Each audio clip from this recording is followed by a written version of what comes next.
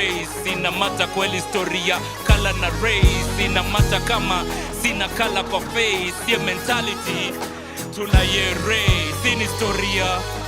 Human race ina mata kweli historia, kala kwa face ina mata kama sina kala kwa face, ye mentality tunaye race tena. Kwa nini mwani kwani mimi si binadamu?